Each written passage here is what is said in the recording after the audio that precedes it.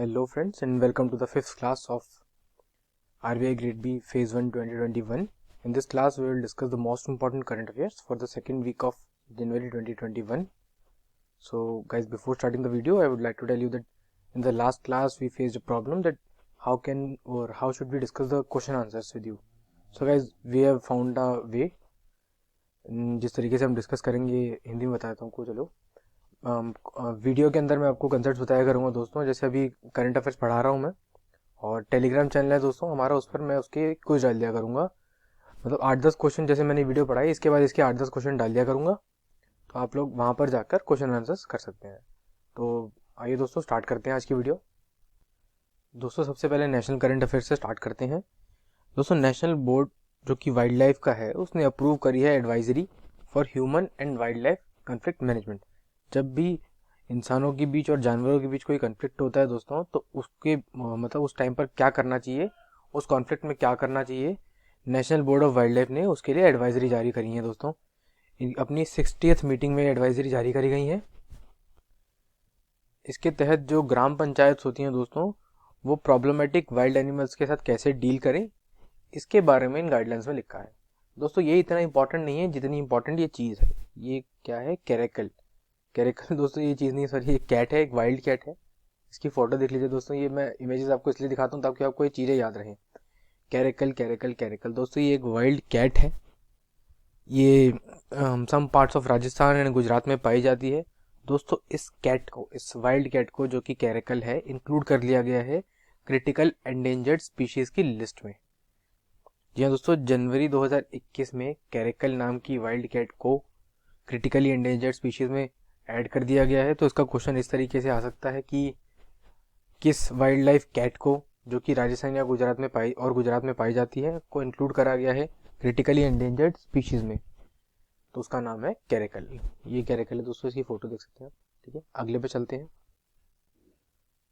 Next news है दोस्तों हमारी, पीएम केयर फंड्स ने एलोकेट करे हैं 201.58 crore rupees for installation of PSA oxygen plants. दोस्तों हमारा एक पीएम केयर्स फंड है, प्राइम मिनिस्टर केयर्स फंड. इसके बारे में अभी आपको बता देता हूँ. पहले न्यूज़ सुन लीजिए क्या थी. पीएम केयर्स फंड ने 201.58 करोड़ जो उसमें थे वो एलोकेट करे हैं installation of PSA oxygen plants के लिए. दोस्तों ये 32 स्टेट्स और यूनियन टेरिटरीज में करे जाएंगे. ये पब्लिक हेल्थ फैसिलिटीज़ जो भी अवेलेबल हैं उन स्टेट्स के अंदर, उस जगहों पर पीएसए ऑक्सीजन प्लांट्स को इंस्टॉल करा जाएगा. तो दोस्तों इंपॉर्टेंट पॉइंट बस यही है कि पीएम केयर फंड्स ने एलोकेट करे हैं 201.58 crore for installation of PSA oxygen plants in 32 states and union territories in their public health facilities. दोस्तों देख लेते हैं पीएम केयर्स फंड क्या है. पीएम केयर्स फंड की full form prime minister citizen assistant and relief in emergency situation fund. दोबारा देख लीजिए, prime minister citizen assistance and relief in emergency situation fund, PM cares fund, which was created on 27th March 2020 following the COVID-19 pandemic in 2019 in India. ठीक है दोस्तों, 2019 के बाद, दिसंबर के बाद जो कोविड-19 पैंडमिक स्टार्ट हुआ था, मार्च 2020 में इंडिया में भी लॉकडाउन लगा दिया गया था. उसी के बाद 27 मार्च 2020 को प्राइम मिनिस्टर केयर्स फंड यानी कि PM citizen assistance and relief in emergency situation fund create करा गया था.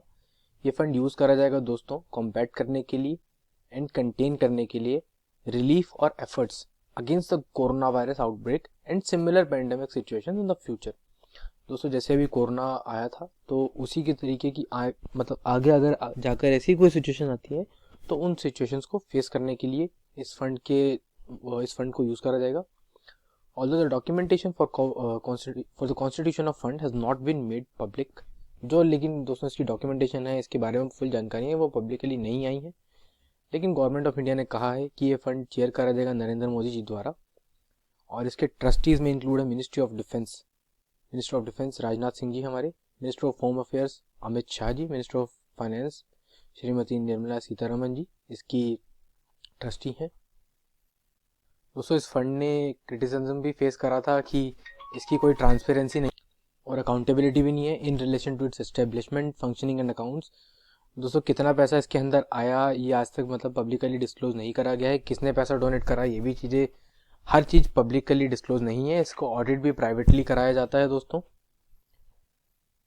पहले गवर्नमेंट ऑफ इंडिया ने ये भी क्लेम करा था कि ये प्राइवेट फंड है और डिनाई करा था कि PM care fund is a public fund for the purpose of transparency laws such as Right to Information Act, even though the funds uses government infrastructure and national emblem of the government of India। दोस्तों ये fund private fund कहा गया था government of India द्वारा, इसलिए right to information का part भी नहीं है।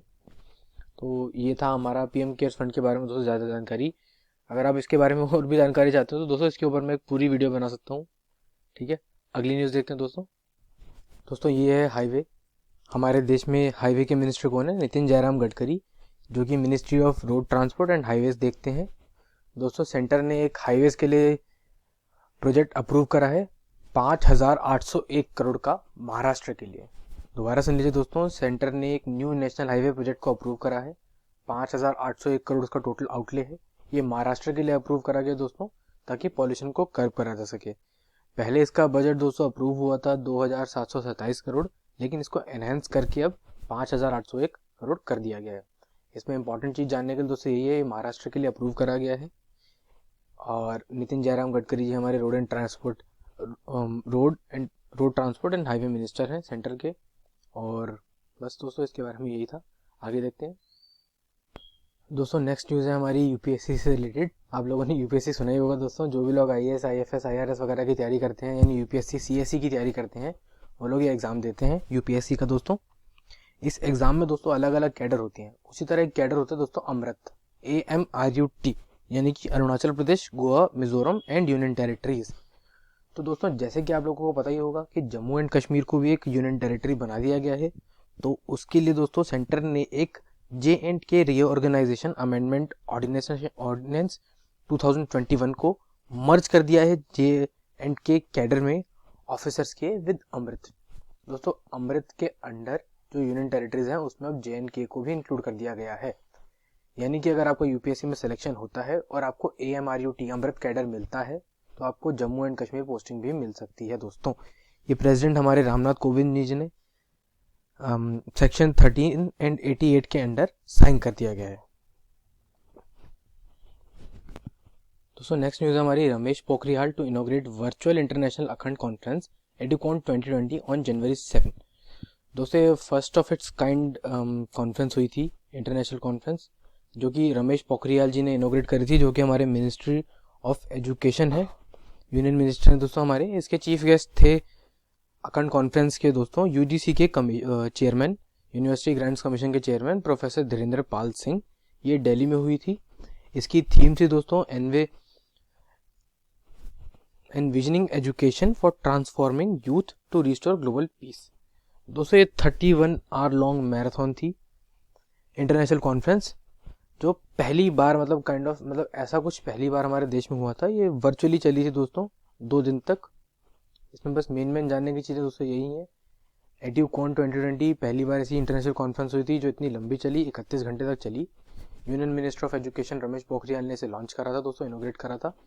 यहाँ पे चीफ गेस्ट थे प्रोफेसर धीरेन्द्र पाल सिंह, जो कि UGC के चेयरमैन हैं, और ये वर्चुअल हुई थी दोस्तों। इसका नाम क्या था? एडुकॉन 2020। नेक्स्ट देखते हैं। नेक्स्ट है मिनिस्ट्री ऑफ अर्थ साइंसेज से रिलेटेड एक न्यूज़ थी दोस्तों। कुछ significant milestones ministry of earth science ने अचीव करे हैं 2020 में, इसीलिए ये न्यूज़ में थी दोस्तों। Ministry of earth science government की एक मिनिस्ट्री है दोस्तों, जो एड्रेस करती है उन एस्पेक्ट्स को जो रिलेट करते हैं अर्थ सिस्टम साइंस से। और दोस्तों ये एक तरह से बहुत सारी चीज़ें प्रोवाइड करते हैं, जैसे weather, climate, ocean, coastal state, hydrological and seismological services को प्रोवाइड करती है दोस्तों उनसे रिलेटेड। और जो ये सर्विसेज प्रोवाइड करते हैं दोस्तों एसेंशियल होती हैं बहुत सारी एजेंसीज के लिए, स्टेट गवर्नमेंट्स के लिए, to save human lifes and minimize damages to natural disaster. मतलब जो नेचुरल डिजास्टर से डैमेजेस हो सकते हैं दोस्तों उनको मिनिमाइज करने के लिए ये मिनिस्ट्री प्रयास करती है। इसका एक बहुत बड़ा माइलस्टोन इसने अचीव करा था, एक मेजर माइलस्टोन जिसे कहेंगे 2020 में, वो था कि release of flash flood guidance services. दोस्तों इसने रिलीज करी थी फ्लैश फ्लड गाइडेंस सर्विसेज, जो मतलब फर्स्ट ऑफ इट्स काइंड है for south Asian countries like जैसे इंडिया, बांग्लादेश, भूटान, नेपाल, श्रीलंका, जो हमारी साउथ एशियन कंट्रीज हैं, उसमें ये first of a kind service है जो मिनिस्ट्री ऑफ अर्थ साइंसेज ने हमें प्रोवाइड करी, फ्लैश फ्लड गाइडेंस सर्विस। दोस्तों इससे बहुत सारी जानें बचाई जा सकती हैं, तो इसीलिए न्यूज़ में रही थी दोस्तों। ये मिनिस्ट्री फाउंड कब हुई थी? 2006 में आइए दोस्तों देखते हैं हमारी अगली न्यूज़। दोस्तों ये है एक सी प्लेन और हमारी अगली न्यूज़ भी दोस्तों रिलेटेड है सी प्लेन से। दोस्तों ये सी प्लेन कौन से प्लेन होते हैं? ये प्लेन जो होते हैं ये पानी के ऊपर लैंड कर सकते हैं और यहीं से टेक ऑफ कर सकते हैं दोस्तों। तो गवर्नमेंट ने प्लान करा है लॉन्च करने के लिए एक seaplane service with airline operator से दोस्तों। ये सी प्लेन सर्विस कहाँ से कहाँ कौन से रूट वे पे करने के लिए लॉन्च करने के लिए गवर्नमेंट ने करा है दोस्तों। ये है दिल्ली एंड अयोध्या, मतलब दिल्ली और अयोध्या के बीच भी सी प्लेन सर्विसेज चालू करी जा सकेगी दोस्तों। ये प्रोजेक्ट किसने इनिशिएट करा है? ये करा है ministry of ports, shipping and waterways. हमारे दोस्तों मिनिस्ट्री है, ministry of port, shipping and waterways, उसने इस प्रोजेक्ट को इनिशिएट करा है दोस्तों, सी प्लेन सर्विसेज को। और ये जैसे दिल्ली अयोध्या तक जैसे हमारे सी रूट्स हैं, इन पर भी दोस्तों सी प्लेन सर्विसेज चालू की जा सकेंगी आगे जाकर। और दोस्तों ये प्रोजेक्ट किसके द्वारा एग्जीक्यूट और इम्प्लीमेंट करा जाएगा? सागर माला डेवलपमेंट हमारी कंपनी है एक, उसके द्वारा ये प्रोजेक्ट इम्प्लीमेंट करा जाएगा। और लेकिन ये उसके डायरेक्ट एडमिनिस्ट्रेटिव कंट्रोल तो वैसे भी दोस्तों MOPSW यानी हमारी ministry of port, shipping and waterways के अंडर ही एडमिनिस्ट्रेशन में रहेगा। दोस्तों ये है पाराशुरम कुंड। क्या है दोस्तों? ये पाराशुरम कुंड दोस्तों ये अरुणाचल प्रदेश में स्थित है, लोहित रिवर के ऊपर दोस्तों ये है। और दोस्तों गवर्नमेंट ने सैंक्शन करा है 37.8 करोड़ इसकी डेवलपमेंट के लिए। दोस्तों परशुराम कुंड के लिए गवर्नमेंट ऑफ इंडिया ने 37.8 करोड़ रुपीज सैंक्शन करे हैं। ये अरुणाचल प्रदेश में दोस्तों, ये लोहित डिस्ट्रिक्ट में दोस्तों, ये लोहित रिवर के ऊपर है। ये बहुत सेक्रेट प्लेस है दोस्तों।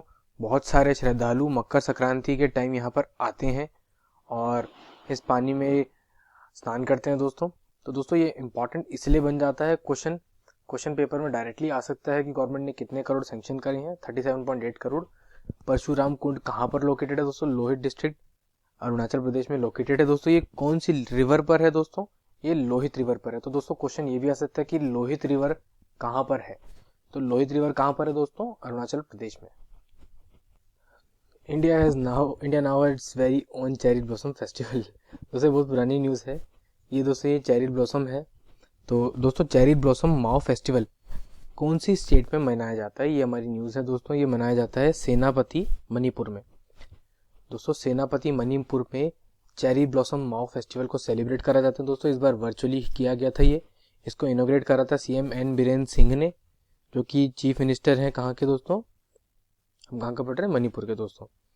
इसका चेरी ब्लॉसम दोस्तों और भी नामों से जाना जाता है, जैसे प्रूनस सेरासोइडिस, जो कि प्लांट है बहुत पॉपुलर, और इसको जापान में दोस्तों सकुरा भी कहा जाता है दोस्तों। इस फेस्टिवल से पिंक सीजन को मार्क करा जाता है डिस्ट्रिक्ट में। तो दोस्तों एग्जाम पॉइंट ऑफ व्यू से सबसे इम्पॉर्टेंट चीज़ यही है कि चेरी ब्लॉसम माओ फेस्टिवल कहाँ पर सेलिब्रेट करा जाता है? तो दोस्तों ये सेलिब्रेट करा जाता है मणिपुर में, सेनापति डिस्ट्रिक्ट में। दोस्तों ये पिंक है तो इससे कंफ्यूज हो गया आप पिंक सिटी जयपुर मत लगा देना। अगर पिंक वर्ड भी यूज होता है दोस्तों, ये पिंक सीजन को मार्क करने के लिए करा जाता है दोस्तों। आगे देखते हैं दोस्तों, हमारे यूनियन मिनिस्टर प्रकाश जावड़ेकर हैं, उन्होंने रिलीज करी है, यूनियन मिनिस्टर दोस्तों किसके? Environment, forest and climate change की। इन्होंने रिलीज करी है management effectiveness evaluation of 146 national parks and wild life sanctuaries report 2018-19। दोस्तों इस रिपोर्ट में सबसे इंपॉर्टेंट चीजें क्या है? ग्रेट हिमालयन नेशनल पार्क और Tirthan wild life sanctuary of Himachal Pradesh scored high and topped among national parks and wild life sanctuaries. तो दोस्तों सबसे टॉप पर उनके जो रिपोर्ट आई थी उसमें कौन सा नेशनल पार्क रहा था? Great Himalayan national park. और सबसे टॉप पे वाइल्ड लाइफ सेंचुरी कौन सी रही दोस्तों? Tirthan wild life sanctuary. दोस्तों ये मतलब इतना इंपॉर्टेंट चीज, सबसे इंपॉर्टेंट इसमें ये है कि ग्रेट हिमालयन नेशनल पार्क कहाँ पर है दोस्तों? ये हिमाचल प्रदेश में है। और ये तीर्थन वाइल्ड लाइफ सेंचुरी कहाँ पर है दोस्तों? ये भी हिमाचल प्रदेश में है। एग्जाम में क्वेश्चन आएगा, ये नहीं आएगा कि कौन सी रिपोर्ट लॉन्च करी, किसने लॉन्च करी। क्वेश्चन दोस्तों डायरेक्टली 1 नंबर का क्वेश्चन ये आ सकता है कि तीर्थन वाइल्ड लाइफ सेंचुरी कहाँ पर है? तो आपका जवाब होगा हिमाचल प्रदेश। दोस्तों ये है PPE किट्स, आप लोगों ने देखी ही होंगी कोविड के टाइम, किसने नहीं देखा ये दोस्तों। इससे रिलेटेड एक न्यूज़ है जो कि हमारी union minister of textiles Smriti Irani ji ने कहा है कि इंडिया अब सेकंड लार्जेस्ट मैन्युफैक्चर बन गया है PPE किट्स और सूट्स का दोस्तों। PPE किट्स की फुल फॉर्म होती है पर्सनल प्रोटेक्टिव इक्विपमेंट। तो स्मृति ईरानी जी जो कि हमारी यूनियन मिनिस्टर ऑफ टेक्सटाइल्स हैं, उन्होंने कहा है कि इंडिया ने कोविड के टाइम 3 महीने में रिकॉर्ड तोड़कर सेकंड लार्जेस्ट प्रोड्यूसर बन गया है पीपीई किट्स का, और हम बस दोस्तों चाइना से पीछे हैं। चाइना लार्जेस्ट प्रोड्यूसर है पीपीई किट्स और सूट्स का, और इंडिया सेकंड लार्जेस्ट प्रोड्यूसर अब बन चुका है। दोस्तों ये है PMFBY यानी प्रधानमंत्री फसल बीमा योजना। दोस्तों गवर्नमेंट स्कीम से रिलेटेड जो भी कोई न्यूज़ आती है वो पेपर के लिए बहुत इंपॉर्टेंट बन जाती है। फेज़ 1 के लिए तो होती ही होती है दोस्तों, साथ ही साथ फेज़ 2 के लिए भी बहुत इंपॉर्टेंट न्यूज़ है। दोस्तों प्रधानमंत्री फसल बीमा योजना ने 13 जनवरी 2021 को 5 साल पूरे कर लिए हैं। दोस्तों ये 5 साल पहले लॉन्च करी गई थी प्रधानमंत्री जी द्वारा, प्रधानमंत्री फसल बीमा योजना। इसने 2 एग्जिस्टिंग क्रॉप इंश्योरेंस स्कीम्स को रिप्लेस करा था, जो कि थी नेशनल एग्रीकल्चरल इंश्योरेंस स्कीम और मॉडिफाइड NAIS यानी नेशनल एग्रीकल्चर इंश्योरेंस स्कीम। दोस्तों प्रधानमंत्री फसल बीमा योजना क्रॉप इंश्योरेंस स्कीम है जिसने 2 इंश्योरेंस स्कीम्स को रिप्लेस करा था। 13 जनवरी 2015 में ये लॉन्च की गई थी, इसके 5 साल पूरे हो गए हैं। और दोस्तों ये स्कीम भी उसी थीम पर है, वन नेशन वन स्कीम की थीम पर है। दोस्तों आगे चलते हैं। एक मिनट दोस्तों, इसमें शायद मेरे से गलती हो गई है, मैंने आपको 13 जनवरी 2015 बता दिया, जबकि 13 जनवरी 2016 को लॉन्च हुई थी दोस्तों, 5 साल पहले। तो उस एरर को आप करेक्ट कर सकते हैं। आगे चलते हैं दोस्तों। Next is exercise sea vigil 21। दोस्तों ये डिफेंस की एक एक्सरसाइज है जो कि हमारी इंडियन नेवी ने कंडक्ट करी है। Largest ever coastal drill conclude हुई है दोस्तों इसे, to ensure safety of the vast coast lines. दोस्तों ये 7516 किलोमीटर लंबी कोस्ट लाइन के ऊपर कंडक्ट करी गई है, और एक्सक्लूसिव जो हमारे इकोनॉमिक जोन्स हैं दोस्तों उनके ऊपर। दोस्तों डिफेंस एक्सरसाइज जो हमारी ये थी, ये 13 कोस्टल स्टेट्स और यूनियन टेरिटरीज के मतलब को इन्वॉल्व करते हुए करी गई थी दोस्तों। और ये मतलब सी विजिल बहुत बड़ी एक्सरसाइज थी इंडियन नेवी की। ये इसका सेकंड एडिशन था दोस्तों, जो 12 और 13 जनवरी को कंडक्ट करा गया था। ये क्यों करा गया था दोस्तों? ये करा गया था to access the strengths and weaknesses of India's coastal defence and maritime security. दोस्तों हमारा इंडिया का जो कोस्टल डिफेंस है उसकी स्ट्रेंथ और वीकनेस को एक्सेस करने के लिए कंडक्ट करी गई थी एक्सरसाइज। दोस्तों नेक्स्ट देखते हैं, India's first fire park comes up in Orissa. तो उड़ीसा में दोस्तों इंडिया का पहला फायर पार्क इनोग्रेट करा गया है। ये वर्चुअली इनोग्रेट करा गया था चीफ मिनिस्टर नवीन पटनायक जी। दोस्तों उड़ीसा के चीफ मिनिस्टर नवीन पटनायक जी हैं। उड़ीसा का कैपिटल भुवनेश्वर है। ये भुवनेश्वर में ही इनोग्रेट करा गया था दोस्तों। इसके साथ ही साथ एक अग्निशमा सेवा इसको ज्वाइन कर लीजिए। अग्निशमा सेवा भी लॉन्च करी गई है दोस्तों। अग्निशमा सेवा एक वर्चुअल प्लेटफॉर्म है दोस्तों, जो 16 फायर रिलेटेड सर्विसेज जो फायर पार्क के थ्रू अवेल की जा सकती हैं उनके बारे में जानकारियां देगा। फायर पार्क दोस्तों एक first of a kind initiative है गवर्नमेंट का to provide awareness on fire safety measures, mainly focusing on school and college going students.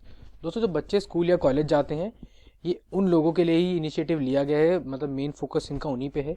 Fire safety measures को उन लोगों को सिखाने के लिए, उन्हें जागरूक करने के लिए उससे रिलेटेड मेजर्स इस फायर पार्क में बताए जाएंगे दोस्तों। तो इसमें स्टैटिक इन्फॉर्मेशन दोस्तों क्या क्या है। फायर पार्क इंडिया का पहला कहाँ पे लॉन्च हुआ है? भुवनेश्वर उड़ीसा में। उड़ीसा का कैपिटल क्या है? भुवनेश्वर। उड़ीसा के चीफ मिनिस्टर कौन है? नवीन पटनायक जी। उड़ीसा के गवर्नर कौन है? ये आप मेरे को कमेंट बॉक्स में टाइप करके बताएंगे। और दोस्तों बस इसमें तो मेरे ख्याल से इतना ही है। तो अगला देखते हैं, एक अग्निशमा सेवा ऐप भी, अग्निशमा सेवा जो वर्चुअल प्लेटफॉर्म है, ये भी उड़ीसा में ही लॉन्च करा गया है। नवीन पटनायक जी ने ही लॉन्च करा है। तो इन बातों को ध्यान रखिएगा दोस्तों। चलते हैं हमारे अगले करंट अफेयर पे। नेक्स्ट है CBIC introduces liberalised authorised economic operator package for MSMEs। दोस्तों CBIC यानी central board of indirect taxes and customs ने इंट्रोड्यूस करा है एक flagship initiative, liberalised MSME AEO package. ये स्कीम होगी micro small and medium enterprises के लिए, MSMEs के लिए। दोस्तों ये स्कीम एक वॉलंटरी कंप्लायंस प्रोग्राम है जिससे MSMEs एनेबल हो पाएंगी to become authorised economic operations. AEO की फुल फॉर्म है दोस्तों ऑथराइज्ड इकोनॉमिक ऑपरेशंस। इससे इनको वेरियस बेनिफिट्स होंगे, लाइक फास्टर कस्टम क्लियरेंस मिल पाएगा। इस तरीके की बहुत सारे बेनिफिट्स होंगे जो CBIC ने liberalised authorised economic operator package के थ्रू MSMEs को दिए हैं। नेक्स्ट देखते हैं दोस्तों। वैसे इसमें इंपॉर्टेंट चीज़ें दोस्तों, CBIC की फुल फॉर्म ध्यान रखिएगा, central board of indirect taxes and customs. MSMEs की फुल फॉर्म आप लोगों को पता ही होनी चाहिए, micro small and medium enterprises. और ये AEO यानी ऑथराइज इकोनॉमिक ऑपरेटर, इन्होंने लिबरलाइज MSME के लिए स्कीम दी है, इनिशिएटिव लिया है। इसका मेन बेनिफिट यही है दोस्तों, फास्टर कस्टम क्लियरेंसेस मिलेंगे। नेक्स्ट देखते हैं। नेक्स्ट है हमारा ओपीएस यानी वन प्लैनेट समिट। दोस्तों ये 4th ओपीएस था, वन प्लैनेट समिट था 2021 में जो हुआ था। ये वर्चुअली करा गया था दोस्तों, टू प्रोटेक्ट बायोडाइवर्सिटी। दोस्तों ये ऑर्गेनाइज करा गया था United Nations and world bank के द्वारा। ये दोस्तों फ्रांस में पेरिस एक शहर है, वहाँ से लॉन्च करा गया था दोस्तों। इसका टारगेट क्या था? To protect nature. हम वो स्टेप्स मतलब जो हम लेंगे to protect nature in the next decade दोस्तों, ठीक है। इसकी थीम थी let's act together for the nature.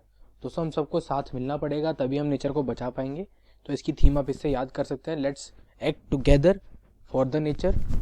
इसमें दोस्तों इवेंट ओपन किसने करा था? इवेंट ओपन करा था यूनाइटेड नेशन के जनरल सेक्रेटरी जनरल जो है आपने सुना ही होगा, यूएन के एंटोनियो गुटेरेस। इनका पूरा नाम है Antonio Manuel de Oliveira Guterres. France के प्रेसिडेंट एमेनुएल मैक्रोन भी इसमें साथ थे। वर्ल्ड बैंक ग्रुप के प्रेसिडेंट जो है डेविड मलपास, वो भी इसमें प्रेजेंट थे दोस्तों।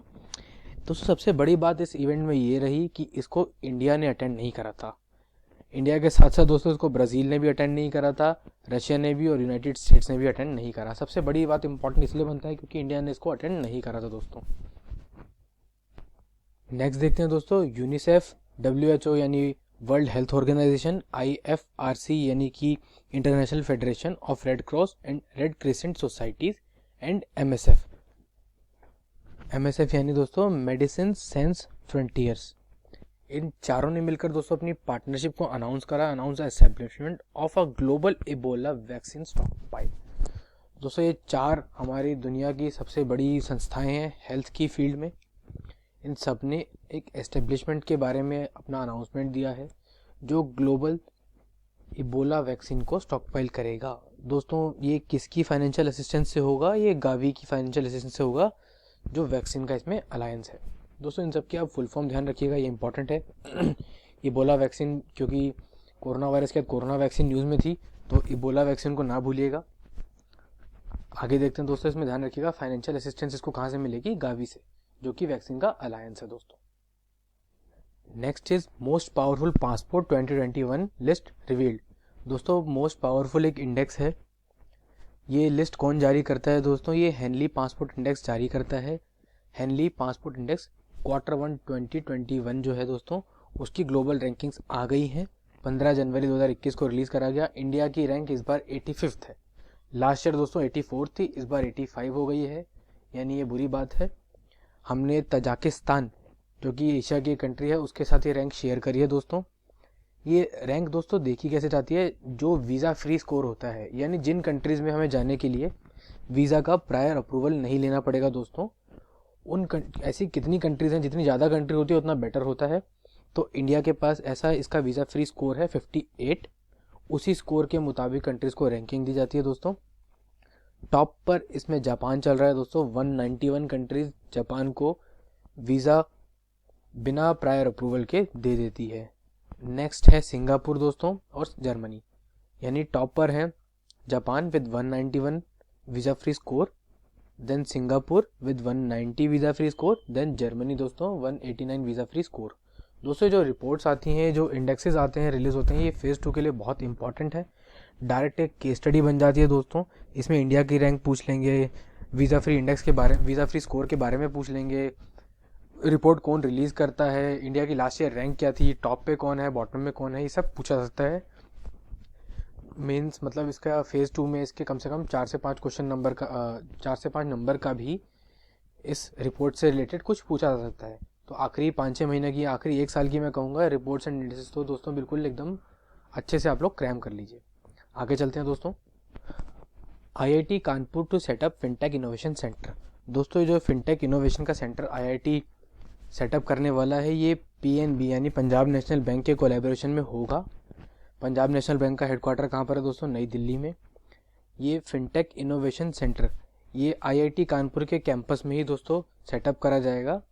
इसके फ़ायदे क्या होंगे दोस्तों? ये रिसर्च और डेवलपमेंट वर्क में यूज़ करा जाएगा उन टेक्नोलॉजीज़ के जो फ्यूचर में एड्रेस करेंगी चैलेंजेस और अपॉर्चुनिटीज़ जो बैंकिंग और फाइनेंशियल सेक्टर में होती हैं दोस्तों। यानी BFSI स्पेस में जो भी आपके चैलेंजेस फेस करे जा रहे हैं या जो अपॉर्चुनिटीज़ एक्सप्लोर कर सकते हैं, उनके ऊपर फिनटेक इनोवेशन सेंटर काम करेगा। दोस्तों BFSI मैंने बोला, अभी इस टर्म की फुल फॉर्म याद रखिएगा, banking, financial services and insurance space.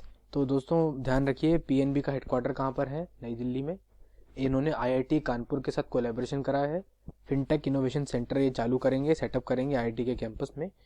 इसका मेन मोटिव यही होगा, इसका मेन रोल यही होगा, एक ऐसी टेक्नोलॉजी डेवलप करना या रिसर्च करना जो फ्यूचर में जो होने वाली या फिर अभी भी जो चैलेंजेस बैंकिंग सेक्टर फेस कर रहा है उनको एड्रेस कर पाए और अपॉर्चुनिटीज़ एक्सप्लोर कर पाए बैंकिंग और फाइनेंशियल सेक्टर में। आइए दोस्तों अगले पे चलते हैं। दोस्तों जो हमारे सेंट्रल बैंक ऑफ इंडिया है हमारे देश में, PSU है, जिसका हेडक्वार्टर मुंबई महाराष्ट्र में, उन्होंने साइन करा है एक MOU with NAB foundation to provide working capital for self help groups. दोस्तों जो अंडरटेक करेगा activity my pad my right project, एक my pad my right project है। ये प्रोजेक्ट स्पॉन्सर करा गया है नाबार्ड ने, national agriculture bank for rural development ने। दोस्तों ये सेंट्रल बैंक ऑफ इंडिया ने पार्टनरशिप करी है NAB फाउंडेशन के साथ। इस के ज़रिए ये वर्किंग कैपिटल प्रोवाइड करेगा सेल्फ हेल्प ग्रुप्स को जो अंडरटेक कर रहे हैं दोस्तों प्रोजेक्ट को माई पैड माई राइट। दोस्तों ये इंपॉर्टेंट इसलिए हो जाता है क्योंकि इसमें काफ़ी सारी बड़ी बड़ी संस्थाएं इन्वॉल्व है, नाबार्ड इन्वॉल्व है, NAB फाउंडेशन इन्वॉल्व है, central bank of India involve है, और एक प्रोजेक्ट है माई पैड माई राइट, ये भी इन्वॉल्व है दोस्तों। इसमें सेल्फ हेल्प ग्रुप्स को जिनका भी अकाउंट है सेंट्रल बैंक ऑफ इंडिया में, उनको Central bank of India working capital provide करेगा to undertake My pad my right project. दोस्तों ये फंड्स बिना किसी कोलेटरल के दिए जाएंगे और बहुत चीपर, बहुत सस्ते रेटों पर दिए जाएंगे। ध्यान रखिएगा दोस्तों, इसमें जिनका अकाउंट होगा सिर्फ उन्हीं सेल्फ हेल्प ग्रुप्स को Central bank of India funds provide करेगा without collateral and at cheaper rates. ये नाबार्ड का स्पॉन्सर्ड प्रोजेक्ट है माई पैड माई राइट, और सेंट्रल बैंक के हेडक्वार्टर्स कहाँ पर है? मुंबई महाराष्ट्र। नेक्स्ट देखते हैं दोस्तों, ये कार्ड है स्टेट बैंक ऑफ इंडिया ने एंड इंडियन ऑयल ने अपनी कॉपरेशन में, दोनों ने मिलकर पार्टनरशिप करके एक कार्ड को लॉन्च करा है, रुपे डेबिट कार्ड। ये इंडियन ऑयल SBI को ब्रांडेड रुपे डेबिट कार्ड है दोस्तों, आप देख सकते हैं ये 2 वेरिएंट्स में अवेलेबल है, ग्लोबल में और प्लेटिनम में। दोस्तों इसको वर्चुअली लॉन्च करा गया था एक सेरेमनी में, जिसको लॉन्च करा गया था मिस्टर श्रीकांत माधव विद्या जो कि चेयरमैन है इंडियन ऑयल के, एंड मिस्टर दिनेश कुमार खरा जो स्टेट बैंक ऑफ इंडिया के नए चेयरमैन बने हैं दोस्तों। ये कॉन्टैक्टलेस कार्ड होगा। देखिए दोस्तों ये जो सिंबल्स है ना, ये कॉन्टैक्टलेस कार्ड्स के लिए यूज़ करा जाता है दोस्तों। तो ये कॉन्टैक्टलेस कार्ड होगा जो कि कहीं भी हमारे देश में यूज़ करा जा सकेगा।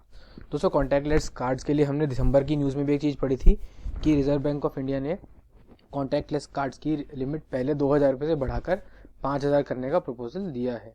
तो इनकी लिमिट भी दोस्तों 2000 से बढ़कर 5000 हो गई होगी। दोबारा सुन लीजिए, इंडियन ऑयल और स्टेट बैंक की पार्टनरशिप में ये कार्ड लॉन्च करा गया है, रुपे डेबिट कार्ड है। इसको स्टेट बैंक के नए चेयरमैन दिनेश कुमार खरा, इससे पहले हमारे रजनीश कुमार जी चेयरमैन थे, और इंडियन ऑयल के चेयरमैन श्रीकांत माधव विद्या, इनका नाम भी ध्यान रखिएगा दोस्तों, इन्होंने मिलकर इस पार्टनरशिप को लॉन्च करा है। ये कॉन्टैक्टलेस कार्ड है, ये इंडिया में कहीं भी यूज हो सकता है। इसके 2 वेरिएंट्स हैं, ग्लोबल और platinum. Next is Japan to loan approx ₹2113 crore for कोविड-19 क्राइसिस रिस्पॉन्स। दोस्तों जापान इंडिया को 2113 करोड़ रुपए यानी कि करीब करीब 30 बिलियन जैपनीज येन, दोस्तों जापान की करेंसी है जैपनीज येन, 30 बिलियन जैपनीज येन इंडिया को देने वाला है, यानी इंडियन करेंसी में 2113 करोड़ रुपए का loan to provide social assistance to the poor and vulnerable households severely impacted by कोविड-19 पेंडेमिक। दोस्तों कोविड-19 से जो तबाही मची हमारे देश में, जो बुरा हाल हुआ है, उसको जापान का एक एफर्ट है इंडिया की हेल्प करना, उसमें लोन देकर कि जो भी सोशल असिस्टेंस प्रोवाइड कर सके पुअर और वल्नरेबल हाउस होल्ड्स को जो बहुत ज़्यादा अफेक्ट हुए हैं कोविड-19 की वजह से। ये दोस्तों कोविड-19, इसका नाम रखा गया है कोविड-19 crisis response support loan for social protection. दोस्तों जापान ने इसी के साथ टोटल करीब करीब 5800 करोड़ रुपए इंडिया को दे दिए हैं अभी तक, इंडिया को कोविड-19 से लड़ने के लिए। तो जैपनीज़ की इसमें दोस्तों ध्यान रखिएगा, जैपनीज़ करेंसी कौन सी है? जैपनीज़ येन।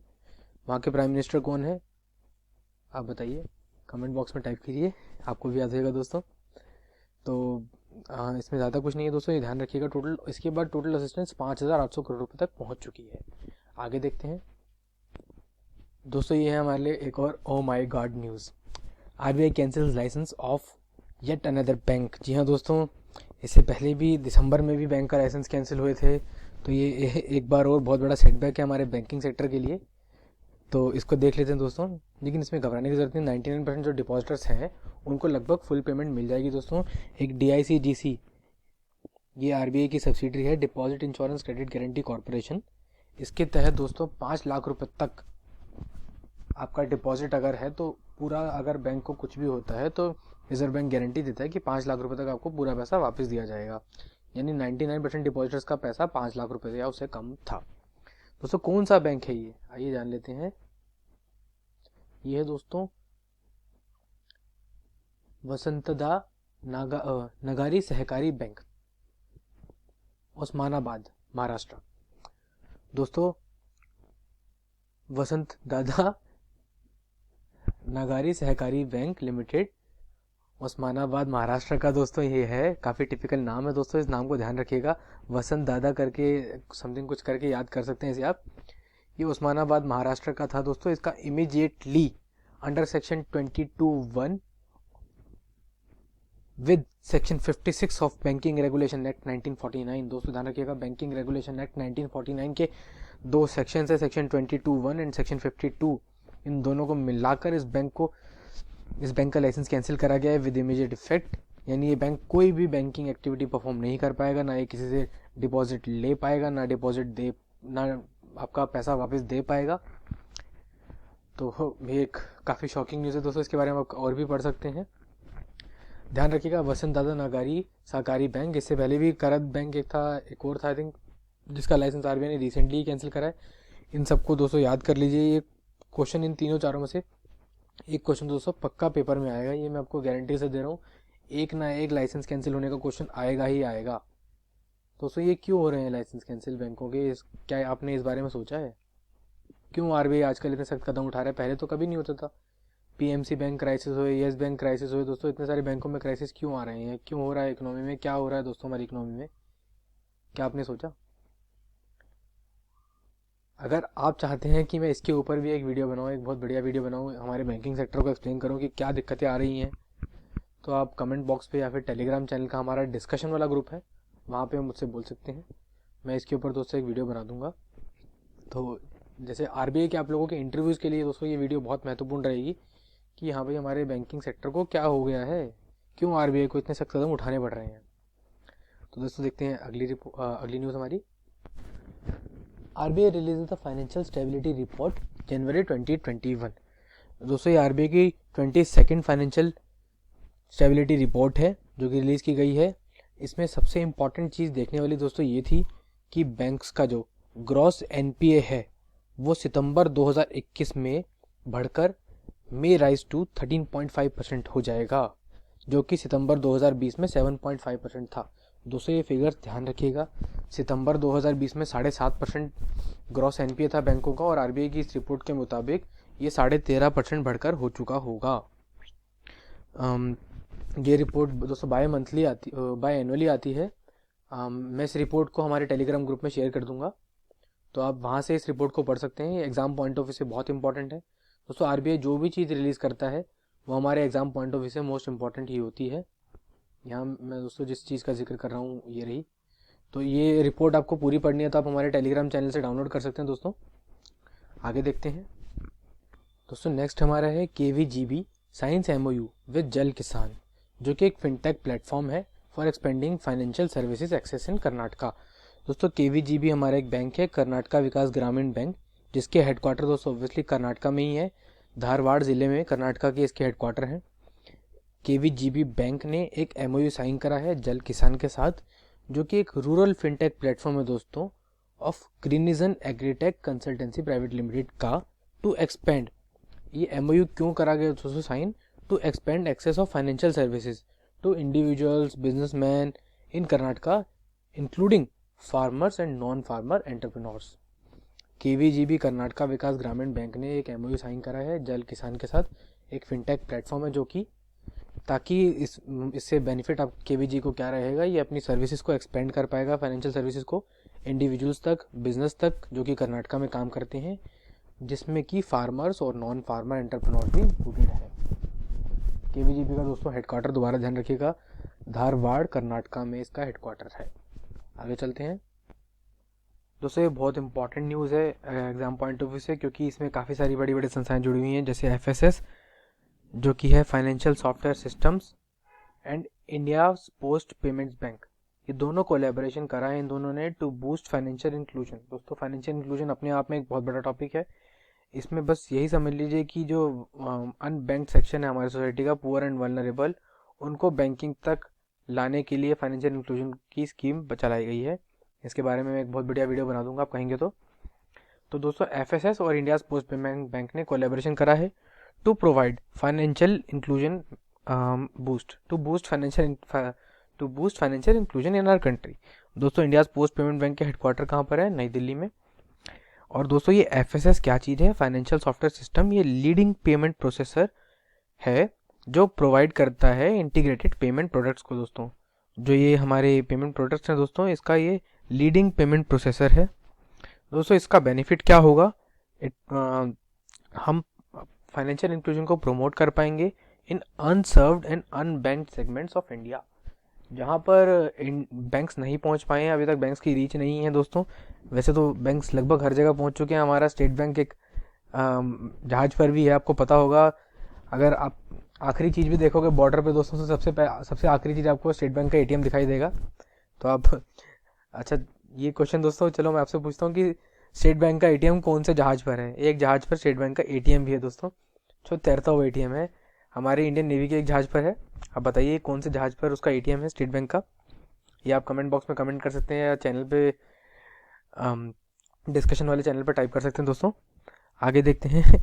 तो दोस्तों इसको करने के लिए जो FS और ये कोलैबोरेशन हुआ है, इसमें हेल्प कौन करेगा? आधार एनेबल्ड पेमेंट सिस्टम जो है दोस्तों हमारा AEPS, ये हमारी हेल्प करेगा इंडिया पोस्ट पेमेंट बैंक और FSS की। दोस्तों इसका ऑब्जेक्टिव है to provide door step delivery of banking services to customers in India. घर बैठे बैंकिंग सर्विसेज पाने के लिए दोस्तों अनबैंक्ड जो है, अनसर्व्ड लोग हैं, उन लोगों के लिए स्कीम है। इसमें आधार एनेबल्ड पेमेंट सर्विसेज का इस्तेमाल किया जाएगा FSS द्वारा और इंडिया पोस्ट पेमेंट बैंक द्वारा। तो काफ़ी सारी स्टैटिक इन्फॉर्मेशन है दोस्तों, इसमें ध्यान रखिएगा। FSS की full form financial software system, India post payment bank के हेडक्वार्टर न्यू दिल्ली। AEPS की full form Aadhaar enabled payment service. इसका ऑब्जेक्टिव क्या रहेगा दोस्तों? Delivery of door step banking to unserved and unbanked segments of India. Next देखते हैं दोस्तों, RBI forms working group to examine lending transactions via online portals and apps. RBI ने दोस्तों एक वर्किंग ग्रुप बनाया है जो एग्जामिन करेगा लैंडिंग ट्रांजेक्शन्स को, जो कि ऑनलाइन पोर्टल्स और ऐप के द्वारा की जा रही हैं। ये 6 मेंबर का वर्किंग ग्रुप है दोस्तों। ये सभी एस्पेक्ट्स को स्टडी करेगा डिजिटल लैंडिंग एक्टिविटीज़ के in the regulated financial sector as well as दोस्तों अनरेगुलेटेड प्लेयर्स जो हैं उसमें, उनके ऊपर भी ये पूरी एक्टिविटीज़ पे नज़र रखेगा दोस्तों। ये ग्रुप चेयर किसके द्वारा करा जाएगा? जयंत कुमार दास जो कि एग्जीक्यूटिव डायरेक्टर हैं RBI के, वो चेयर करेंगे इसे। और ये अपनी रिपोर्ट दोस्तों आने वाले 3 महीनों में RBI को सबमिट करेगा। तो दोस्तों जो भी हमारे ऑनलाइन प्लेटफॉर्म्स हैं जो कि रेगुलेटेड हैं और जो रेगुलेटेड नहीं भी हैं, RBI की एक वर्किंग ग्रुप है 6 मेंबर्स की committee under the chairmanship of Jayant Kumar Das. वो एग्जामिन करेगी both regulated and unregulated lending activities को और उसके सारे एस्पेक्ट्स को स्टडी करेगी और 3 महीने में अपनी एक रिपोर्ट सबमिट करेगी। दोस्तों अगर मेंस के एग्ज़ाम से पहले सबमिट कर दी तो हमारे मेंस के एग्ज़ाम के लिए सीधा एक क्वेश्चन होगा दोस्तों, वो जो मैं पहले ही लीक कर रहा हूँ। तो ध्यान रखिएगा दोस्तों, इस कमेटी के चेयरमैन हैं जयंत कुमार दास जो कि RBI के एग्जीक्यूटिव डायरेक्टर हैं। 6 मेंबर्स की ग्रुप कमेटी है, ये 3 महीने में रिपोर्ट सबमिट करेगी। आजकल ऑनलाइन ट्रांजेक्शन दोस्तों वैसे ही काफ़ी ज़्यादा चल रही हैं, तो ये अपने आप में एग्जाम पॉइंट ऑफ व्यू से एक इंपॉर्टेंट क्वेश्चन बन जाता है। आइए दोस्तों अगले करंट अफेयर पे चलते हैं। Digital evolution score card 2020, India ranks 4th in the breakout economies. दोस्तों जैसे स्टॉक मार्केट में स्टॉक्स का एक रेंज ब्रेकआउट होता है, वैसे ही ब्रेकआउट इकोनॉमीज होती हैं दोस्तों। वैसे ही एक उसी तरीके का इंडेक्स ये स्कोर कार्ड है दोस्तों, डिजिटल इवोल्यूशन स्कोर कार्ड 2020। इसमें इंडिया की रैंक आई है दोस्तों 4th और इसको टॉप करा दोस्तों चाइना ने। ये स्कोर कार्ड दोस्तों डेवलप करा गया है Tufts University Fletcher School in partnership with Mastercard. ये रिलीज़ करा गया है दोस्तों और एक नोट करने वाली बात यह है दोस्तों कि इंडिया ने लास्ट 4 सालों में अपनी मोबाइल इंटरनेट कनेक्टिविटी को डबल कराया है दोस्तों। पहले मान लीजिए 100 थे तो अब 200 हो गए हैं। और एक एक्सपेक्टेड अनुमान दोस्तों ये है कि India will add 35 crore smartphones by 2023, यानी आने वाले 2021 चल रहा है दोस्तों, आने वाले 2 साल में इंडिया 35 करोड़ स्मार्टफोन्स को ऐड करेगा। ये दोस्तों स्कोर पब्लिश करा गया था हार्वर्ड बिजनेस स्कूल द्वारा दिसंबर 2020 में, और इसमें 90 इकोनॉमीज के ऊपर रिसर्च करी गई थी और 160 से भी ऊपर इंडिकेटर्स को दोस्तों यूज़ करके रिसर्च करी गई थी। और ये करीब करीब 12 साल लग गए दोस्तों इस रिपोर्ट को कंप्लीट करने में। 2008 से लेकर 2019 तक इस पर काम चल रहा था, तो अभी पब्लिश करी गई है दोस्तों। ये एग्ज़ाम के आपके मेंस के पॉइंट ऑफ व्यू से भी बहुत इंपॉर्टेंट है, तो इसमें ध्यान रखिएगा। डिजिटल इवोल्यूशन स्कोर कार्ड में ब्रेकआउट इकोनॉमीज में इंडिया 4th रैंक पे आई है। फर्स्ट चाइना रही है दोस्तों, सेकंड अजरबैजान और थर्ड इंडोनेशिया। दोस्तों जिन भी कंट्रीज़ के हम नाम लेते हैं यहाँ पे, इन कंट्रीज़ के दोस्तों करेंसी, कैपिटल, इनके प्राइम मिनिस्टर, प्रेसिडेंट्स वगैरह भी इंपॉर्टेंट हो जाते हैं दोस्तों। इन्हीं कंट्रीज़ में से आपसे कोई करेंसी पूछ लेगा आरबीआई, इन्हीं कंट्रीज़ में से किसी का कैपिटल पूछ लेगा। तो यहाँ पे अजरबैजान कंट्री एक है जो थोड़ी अलग है, आप लोगों ने कम सुना होगा, तो आप उसका करेंसी, कैपिटल सर्च करके लिख सकते हैं दोस्तों अपने पास। ये इंपॉर्टेंट बन सकता है एग्जाम पॉइंट ऑफ व्यू से। आगे देखते हैं दोस्तों ये है एलन मस्क। इनको सब लोग जानते हैं दोस्तों, ये दुनिया के सबसे अमीर आदमी है इस साल, जो फोर्ब्स की लिस्ट है दोस्तों। इन्होंने एक साल में इतना पैसा बनाया है, आई थिंक जितना बिल गेट्स के पास टोटल पैसा है दोस्तों, उतना इन्होंने एक साल में बनाया है। ये स्पेसएक्स के सीईओ हैं और टेस्ला भी दोस्तों इन्हीं की कंपनी है।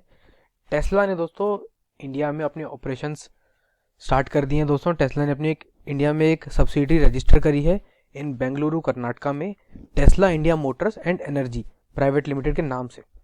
दोस्तों ये अपना एक मैन्युफैक्चरिंग प्लांट भी बहुत जल्द शुरू करने वाले हैं धारवाड़ कर्नाटका में, और उससे दोस्तों ये इंडिया में इलेक्ट्रिक व्हीकल्स प्रोड्यूस करेंगे। तो दोस्तों ये अपने आप में एक इम्पॉर्टेंट न्यूज़ बन जाती है। तो इंडिया में टेस्ला किस नाम से रजिस्टर हुआ है? Tesla India Motors and energy private limited के नाम से रजिस्टर हुआ है। ये धारवाड़ कर्नाटका में, जो कि अभी हमने एक कर्नाटका में कर्नाटका विकास ग्रामीण बैंक का हेडक्वार्टर पढ़ा था दोस्तों, वो भी धारवाड़ कर्नाटका में है। तो धारवाड़ कर्नाटका के बारे में आप थोड़ी स्टैटिक इन्फॉर्मेशन इकट्ठी कर सकते हैं अगर आप चाहें तो, समय मिले तो दोस्तों, क्योंकि हो सकता है एक क्वेश्चन धारवाड़ कर्नाटका से रिलेटेड भी आ जाए, क्योंकि ये चीज़ 2-3 बार न्यूज़ में आ चुकी है जनवरी में। तो आज की वीडियो में दोस्तों बस इतना ही। हमने लगभग जितने भी बैंकिंग, इकोनॉमी, फाइनेंस से रिलेटेड करंट अफेयर्स थे वो सारे कवर कर लिए हैं सेकेंड वीक ऑफ जनवरी के। तो दोस्तों नेक्स्ट वीडियो में मिलते हैं। कोशिश करते हैं नेक्स्ट वीडियो हम 3rd वीक ऑफ जनवरी के करंट अफेयर्स की ही बनाएं। नहीं तो कोई भी टॉपिक होगा जिससे रिलेटेड आप वीडियो चाहते हैं, आप कमेंट बॉक्स में कमेंट कर सकते हैं, टेलीग्राम पे हमें बता सकते हैं, हम उसके ऊपर एक फुल फ्लैज वीडियो लेकर नहीं तो नेक्स्ट वीडियो आ जाएंगे। ये सीरीज़ चलती रहेगी दोस्तों, हर वीक के हम आपको करंट अफेयर्स करा देंगे। नवंबर, दिसंबर, जनवरी, फरवरी, इसके सारे वीकली करंट अफेयर्स हम आपको कराएंगे, उनकी एक एक वीडियो डालेंगे हम लोग दोस्तों, जो इंपॉर्टेंट करंट अफेयर्स हैं। और इस वीडियो से रिलेटेड दोस्तों कुछ हम 5-6 क्वेश्चन हमने बनाए हैं, जो हम अभी शाम को 7 बजे तक दोस्तों, आज शाम को 7 बजे तक हमारे टेलीग्राम चैनल पर क्विज डाल देंगे। 5-6 क्वेश्चन की क्विज है दोस्तों, ज़्यादा बड़ी नहीं है, आप चाहें तो उसे अटेम्प्ट कर सकते हैं। तो मिलते हैं दोस्तों हमारी अगली वीडियो में। Thank you for watching this video.